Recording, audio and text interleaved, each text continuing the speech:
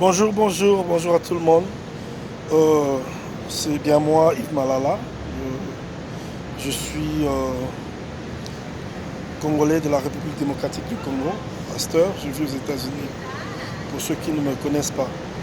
Alors, je fais cette vidéo juste pour passer un message à mes chers compatriotes de la République démocratique du Congo, la RDC. Voilà pourquoi je préfère le faire en lingala, parce que je trouve que c'est une conversation qui est un peu confidentielle. C'est entre nous, les gens de la RDC. Alors, Mbote, Bandeko Nangai, République démocratique du Congo, Ngandeko Nabino Yves Malala. Dans cette vidéo, juste pour réagir un peu na action na moni bandeko na biso ba mené na Belgique et na Europe sur l'arrivée à président Félix Tshisekedi na Belgique. Yambo nakena na mozindo na ngai naloba ete nga j'avoue que nga la soutenaki Lamuka na ba élection, j'avais soutenu Martin Fayoulou. Mais la réalité est celle que le lot tous en président Félix Tshisekedi. Donc, comme on a un je pense à Antoine Félix Tshisekedi Tshilombo. Celui qui est le président de la République démocratique du Congo.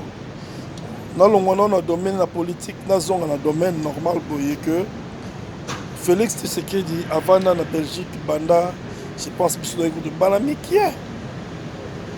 Il a passé presque toute sa vie en Belgique. Officiellement, Félix Tshisekedi Azali, je pense, résident permanent en Belgique. Belgique. Donc, l'autorité belge va payer droit à Kouvanda Kuna. Il y a qui a Kenda Razungaka sans même visa parce que Aza résident belge. Balanae, Baza belge. Botamikuna, moi Sinaye, sûrement. Bon.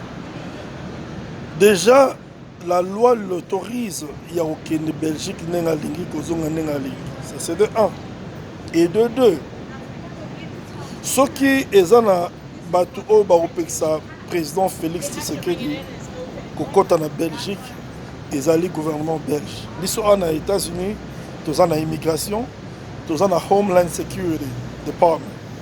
Homeland Security Department eza donc département ya immigration oyo et s'occupera kaka na ba frontière et protégera ba frontière des États-Unis. Alors, ceux qui moutaro que l'ambassade na mboka nyonso alingi ok osali demande à visa et redépendre na agent oyo a sala interview na yo sera lingo pesa yo visa pour se payer na yo on se défendre bien ou bien présenter un papier normal a pesa yo visa mais soko yepé aux États-Unis que commis la frontière l'aéroport bien la frontière aux États-Unis que agent il y a Homeland Security à ce pays là qui était à beau côté ça yo au côté au bateau qui t'a rencontré. Tata visa nous a vrai ou faux. Tout na bateau ba mika oya ba mona yango. Alors, ngai par exemple, naza congolais, avant na awa, na droit mon côté, il y a opeksa muta côté États-Unis. Voir même le président Donald Trump, le président des États-Unis, a na droite, il y a opeksa muta à côté États-Unis. Vice-président des États-Unis, je pense que c'est Mike Pence, quelque chose comme ça.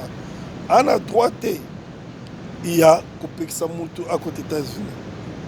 Donc, seul agent de l'immigration, tant Moutou, Azoyamba Moutou, na frontière ou bien à l'aéroport, seul agent d'immigration a le droit au côté de Zonga. Ni aux politiciens congolais, il y a Ghanéens, il y a Nigériens, il y a Nigériens, il y a Camerounais, whatever. Non, même aux politiciens, même Obama, on a droit de faire ça. Félix Tshisekedi avant dans la Belgique, presque toute sa vie, as un résident belge. L'autorité belge va payer Moukana na Mboka na Bango. Ça c'est de 1. Donc, à quoi qu'il y ait Belgique, tu réfléchis, moi, Mouké. Bon, yo sikoyo, à tous les combattants, à tous les nani, à tous les combattants, aux en pouvoir, aux en nani. Peut-être que tu as aux en Belge, ou en Moukanda, nous avons ces cabadutés. Donc, on réfléchit. Na droit ni nango o ki opekisa mutu o to longa le na le président Tu es un citoyen du monde ou un citoyen congolais qui est résident permanent en Belgique. Il a sa résidence. Et lui, quand il est comme président, il est en Belgique. Non, il est en Ezali, mais na titre na président, ils ont ça y est droit, il y a aucun parcours, sans problème. C'est pourquoi à Koyuku Total, comme il y a résidence en Belgique. Déjà, le gouvernement belge, les autorités belges lui l'autorisent plutôt, il y a au compte en Belgique. Si vous avez peut-être que tu as des problèmes d'immigration, vous avez peut-être au PEXA, le président Félix, à côté de la Belgique. Et pourtant, Moutango au PEXA, à côté de la Belgique, a jamais au PEXA au Zonga Congo. Tu sais que Bano, quand on a Kabila, l'air souverain, il a pas preuve, mais tu yoka. Mais depuis, le président Félix, tu sais que la commis président, tu sais que Pexing, ou bien, tu as outil pour toi, il y a un aéroport, parce qu'il y a un tu sais que dit, non, tu as qui est bango, tu as Félix, même Namboka. Comment est-ce que toi, tu as le droit d'aller au Congo, alors que tu passes tout ton temps à insulter le président de la République, dans la télévision, dans les réseaux sociaux? Mais tu prives au président le droit de venir en Belgique, un pays qui ne t'appartient même pas. Un pays où tu es étranger comme lui. Lui n'est même pas étranger parce qu'il a un résident permanent. Avanda kuna tangi kuna koli kuna botiba ne kuna bali kuna abana ya Congo ka koya. Siko ozo pekisa akende kuna mais yé kutu mutaza président ya Congo a pekisio to kota bande ko na to réfléchir ko.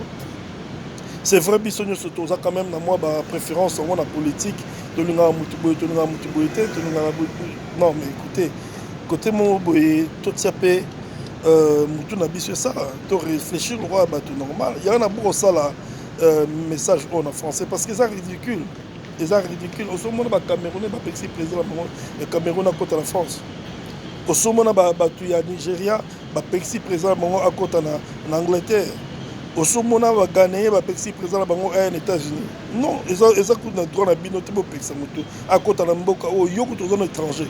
Parmi les bateaux, ordre de quitter. Il y a Rolong Wamboka, président de la République, une si haute autorité. Au Pexaye, à Kota, Namboka, un pays qui n'appartient même pas à tes parents. Mais on doit arrêter des bêtises. Hein. De réfléchir, le roi battu normal, le roi battu Mitou et Zosala. Parce que raisonnement on a kopekisa mokonda mboka aya na mboka mo boye eza biloko même imprimerie en salanté vraiment botika biloko wana so bo ça la politique na mboka Jean-Pierre Bemba ça la politique opposition na Congo Martin Fayulu ça l'opposition na Congo ndeko na les Mozito ça la opposition na Congo bino bolinga bino ozonga mboka te malgré que ba pexi bino te. Mais besoin que ça président de la République démocratique du Congo aille en Belgique, Mboka Oye a sa résident permanent. Franchement, Mboka Oye Kola. Écoutez, mais tout ce qui a bêtise au Bandekolanga, tout réfléchir. Tout ça, la politique il y a Mikolo, politique il y a Likolo. Non seulement, non pas pour la télévision, mais pour l'intérêt en Mboka Lambiso. Parce que parmi les bâtiments, Félix Tshisekedi à côté du Congo, le lot Tshisekedi a mis loi Oyo, a appliqué loi Oyo, il y a gratuité, il y a scolarité dans le Congo. Na moni combattant moté, na moni opposant moté à poto, a bengi famille na que non, bino bo kende bo foot en classe, bo foot à frais scolaire, bana bo foot la famille na ngai bo foot au félé zate. Non, mutunyo soit profiter, mutunyo soit bénéficier nango de classe au félé, ba neveu na mino ba otanga. Surtout les neveux, les nièces, mais nous sommes les premiers. Il y a un président, écoutez, donc tout ce qui est bêtise. Vraiment, nous n'avons pas pour la bino. Bible, surtout toute sa autorité. Même parce que toute autorité vient de Dieu. Donc, sauf Félix Tshisekedi, Azawana, président, et ça la volonté de Zambé. Rien ne nous arrive sans que Dieu ne l'ait permis. Ce que c'est parce que Nzambé a certes un plan depuis des éternités que en 2019, président de la République démocratique du Congo, et nous avons M. Antoine Félix Tshilombo Tshisekedi. Esaïe président officiellement. Donc, moi, respect dans mon Kozamboka. Quel que soit Nenga Komelwana, je m'en fous. Je sais que celui qui est le président de la République démocratique du Congo. Nous n'avons pas mon abino, nous avons exhorté que tout la folie, on a une manifestation pour le président. Beaucoup y a aussi la manifestation, Boyembi, contre-yé, les gens dans le monde légal, AAP parmi la Constitution, droit à expression, liberté d'expression, les gens dans la Constitution. Il y a une question sur la question comme citoyen américain. Il faut y avoir droit. Mais cela ne te donne pas le droit d'empêcher un président ou bien un citoyen quelconque qui vient de n'importe quel coin du monde à côté de Mboka ou Yosa résident, Mboka ou Yoposan ou étranger. Donc il n'y a que l'immigration. Il y a des combattants, il y a des politiciens. Vraiment un peu de respect pour les autorités de notre pays, un peu de respect pour la Bissomoko, parce que nous sommes tous sur les alliés qui ont en antilaté, et nous allons toujours se manquer respect Bissomoko. Il y a un manque de considération vis-à-vis de la Bissomoko. Moi, que Dieu vous bénisse. Moi, je bénisse beaucoup. J'espère que le message peut passer. Si je vous ai offensé, pardonnez-moi, mais je ne retire pas mes mots parce que ce que je dis est vrai et ça tient debout. God bless you. Bye.